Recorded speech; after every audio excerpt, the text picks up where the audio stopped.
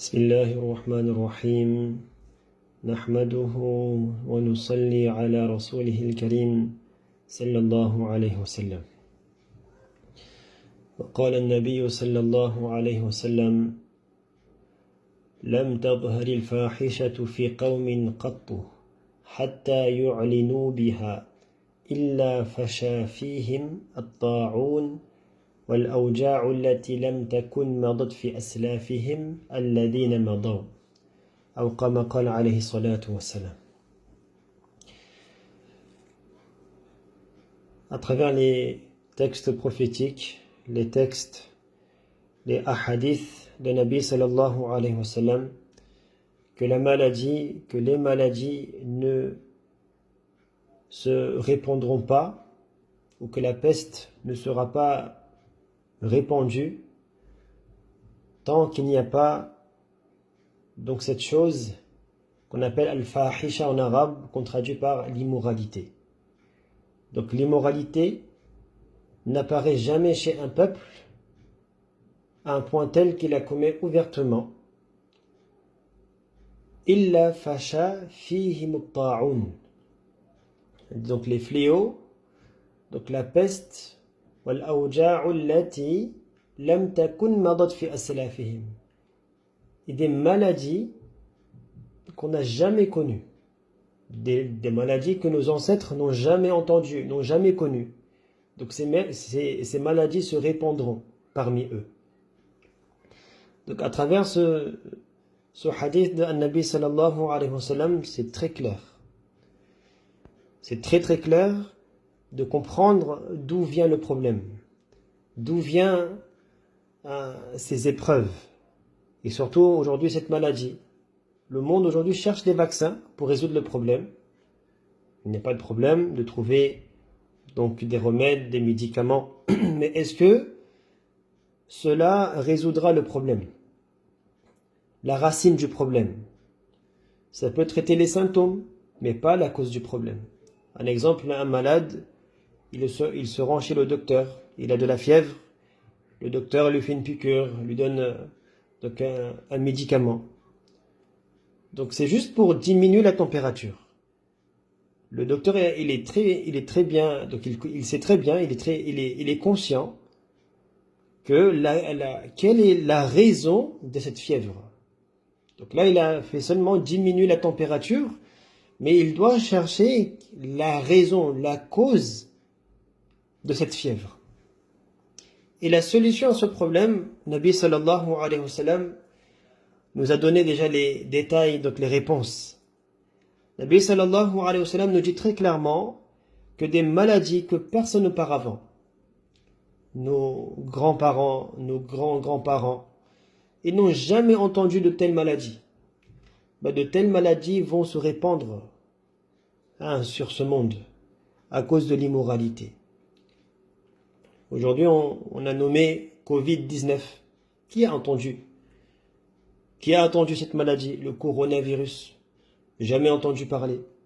Nous-mêmes, à notre époque, on n'a jamais entendu parler.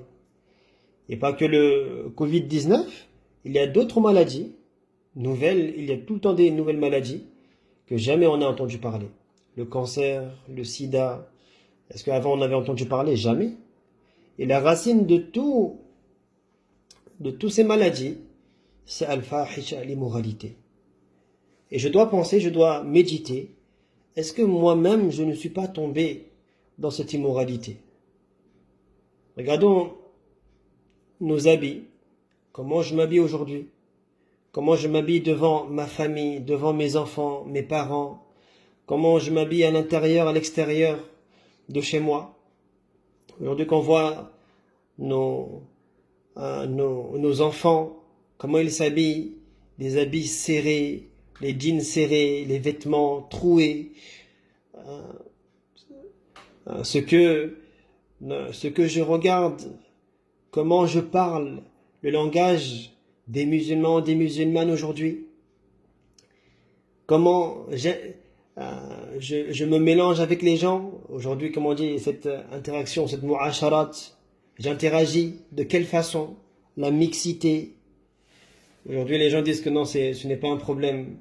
Dans les mariages aujourd'hui, on appelle spécialement des gens qui viennent, des femmes qui viennent danser. Qu'Allah nous pardonne. Et tout cela, pourquoi? Pour inciter donc au péché. Cette vie occidentale qui est venue polluer donc les musulmans. Nous avons l'exemple de Nabi sallallahu alayhi wa sallam. لَقَدْ كَانَ لَكُمْ فِي رَسُولِ اللَّهِ أُسْوَةٌ حَسَنَةٌ. Allah nous a donné un exemple parfait, un modèle parfait, c'est de suivre un Nabi sallallahu alayhi wa sallam. Sa vie, la vie des compagnons radiyallahu anhum, il y avait des précautions, les tabi'in, énormément de précautions, leur langage était propre, leur façon de s'habiller. Aujourd'hui, je ne parle même pas des non-croyants, en parlant de nos enfants, de nous-mêmes. Comment suis-je? Quelle est ma condition? Quelle est la situation aujourd'hui? Les films aujourd'hui, subhanallah, de regarder des films, ça c'est de regarder des films seulement ça, c'est même pas correct. Mais aujourd'hui, qu'est-ce qu'on regarde? Quel type de film aujourd'hui les gens regardent, les jeunes surtout. Et cela pousse aujourd'hui les gens à vivre comme les animaux, pire que les animaux. Ce qu'ils voient maintenant derrière cet écran, ils essayent de reproduire. Les enfants, ils regardent et ils essayent de reproduire. Et malheureusement, ces choses sont devenues des normes dans la société. C'est devenu normal. Et si quelqu'un, là comme moi aujourd'hui je le fais, on parle de cela, donc c'est nous qui sommes considérés comme des extraterrestres. Les gens, ils peuvent vivre dans le péché, dans zina, eux, ils sont considérés comme des gens normaux. Et ceux qui vont essayer de revivre, de réveiller un peu les consciences, ces gens-là, malheureusement, ne sont pas considérés comme des gens normaux. Et chez les croyants, et lorsqu'il y a cela maintenant, ces péchés qui sont devenus donc la norme, même au sein de la communauté musulmane, donc là c'est grave. Et c'est cela qui ramène maintenant, qui attire la colère d'Allah subhanahu wa ta'ala. Donc, mes chers frères, mes chères sœurs, il faut résoudre les problèmes donc directement de la racine. Quelle est la racine? Quelle est la cause de cette pandémie, de ces épreuves, de cette épreuve? C'est, encore une fois, ce sont les péchés. Tant que je ne vais pas m'habiller correctement, que ce soit chez les hommes et chez les femmes, c'est pas uniquement chez les femmes, chez les hommes également. On va aujourd'hui chez les hommes porter des vêtements serrés par exemple. Ce n'est pas correct. Le but des vêtements, c'est de couvrir la aura, de couvrir la nudité, de couvrir le corps. Mais maintenant, si je porte des vêtements serrés, donc là je suis en train, entre guillemets, de montrer mon corps. Donc quelle est l'utilité? Le but du vêtement, c'est de cacher les formes, de cacher le corps. Donc si ça, comment dire, on applique cela pour les hommes, que dire de la femme? La femme, Allah subhanahu wa ta'ala a fait maintenant, comme on dit, c'est une pierre précieuse. La femme est précieuse, elle doit cacher maintenant ses atouts, elle réserve uniquement pour son mari. Donc ça c'est un point très important, qu'Allah subhanahu wa ta'ala nous fasse comprendre, qu'Allah nous éloigne de cette vie d'immoralité.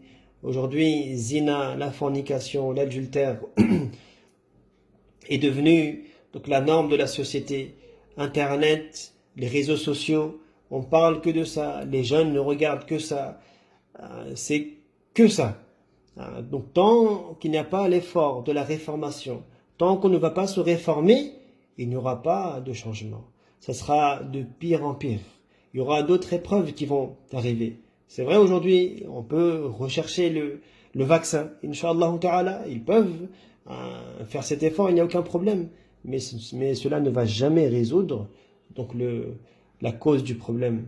Qu'Allah nous fasse comprendre, qu'Allah nous pardonne, qu'Allah nous donne cette chance qu'à travers ce mois béni, ce mois de Ramadan, avec la lecture du Coran, avec le jeûne de ce mois de Ramadan, de nous permettre de changer et de développer ce qu'on appelle taqwa, la crainte d'Allah subhanahu wa ta'ala, d'avoir une vie d'obéissance à Allah subhanahu wa ta'ala et de comprendre que je suis dans cette vie pour contenter Allah. Je ne suis pas dans cette vie pour contenter mon ego, contenter mon nafs. Je m'habille comme je veux, je parle comme je veux, je regarde comme ce que je veux. Non, je m'habille comme Allah il veut. Je parle comme Allah il veut. Je parle comme Allah subhanahu wa ta'ala il veut. Je regarde ce que Allah aime. Donc ça c'est, je suis serviteur, je suis l'esclave d'Allah subhanahu wa ta'ala. Je n'ai pas mon mot à dire. Mon but c'est de ne pas, comment on dit, ce n'est pas le contentement des gens. Je fais les choses qui vont attirer le contentement d'Allah subhanahu wa ta'ala. Je vis pour contenter Allah. Et en espérant de mourir et qu'Allah subhanahu wa ta'ala soit content de moi. Et lorsque je rencontrerai Allah subhanahu wa ta'ala, et qu'Allah il est content de moi, et qu'Allah subhanahu wa ta'ala sera content de moi, ça c'est la grande réussite. Qu'Allah nous fasse comprendre, incha'Allah. Wa akhiru da'wana, alhamdulillahi rabbil alamin.